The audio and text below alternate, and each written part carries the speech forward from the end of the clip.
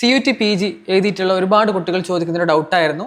Sir, ഒരു university admission എടുത്തതിന് ശേഷം അവിടെ അഡ്മിഷൻ ക്യാൻസൽ ചെയ്യുകയാണെന്നുണ്ടെങ്കിൽ ആ ഒരു പൈസ നമുക്ക് റീഫണ്ടായി വരുമോ? അതുപോലെ തന്നെ നമ്മൾ വേറൊരു യൂണിവേഴ്സിറ്റിയിലേക്ക് അഡ്മിഷൻ കിട്ടിയിട്ട് മാറുമ്പോൾ അപ്പോൾ അങ്ങനെ പോകുമ്പോൾ റീഫണ്ട് യൂണിവേഴ്സിറ്റി തരാനുള്ള ക്രൈറ്റീരിയ ഉണ്ടോ കാര്യങ്ങൾ ചോദിക്കുന്നുണ്ടായിരുന്നു. നിങ്ങൾ മനസ്സിലാക്കേണ്ട ഒരു കാര്യം എന്ന് പറയുന്നത് 2025 UGC റീഫണ്ട് പോളിസി പ്രകാരം നമുക്ക് അതിനുള്ള അർഹത ഉണ്ട് എന്നുള്ളതാണ്.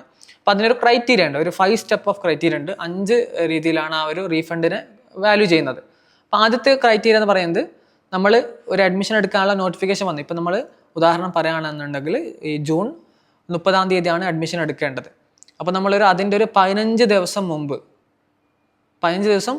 എന്ന് പറയുമ്പോൾ ഒരു 30 ആണെന്നെങ്കിൽ ജൂൺ 15 മുമ്പായിട്ട് നമ്മൾ അഡ്മിഷൻ ക്യാൻസൽ ചെയ്യുകയാണെന്നുണ്ടെങ്കിൽ നമുക്കതിൻ്റെ 100% എന്താ പറയുക പൈസ റീഫണ്ട് ആവണം എന്നുള്ളതാണ്.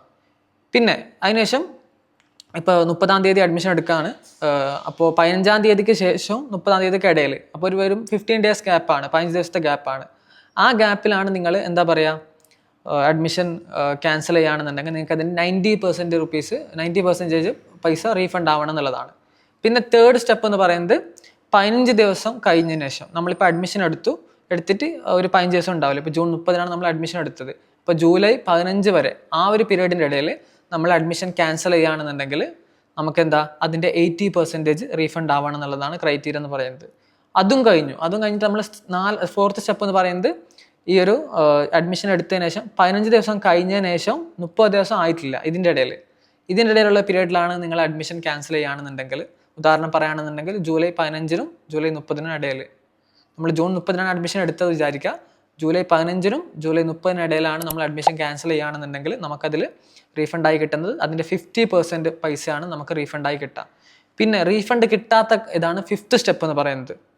അത് നമ്മൾ അഡ്മിഷൻ എടുത്തിട്ട് 30 ദിവസത്തിന് ശേഷമാണ് നമ്മൾ അഡ്മിഷൻ ക്യാൻസൽ ചെയ്യുകയാണെന്ന് പറയുകയാണെന്നുണ്ടെങ്കിൽ നമുക്ക് 0 rupees റീഫണ്ട് കിട്ടാനുള്ള അർഹതയില്ല. UGC റീഫണ്ട് പോളിസിയാണ് ഇതെന്ന് പറയുന്നത്.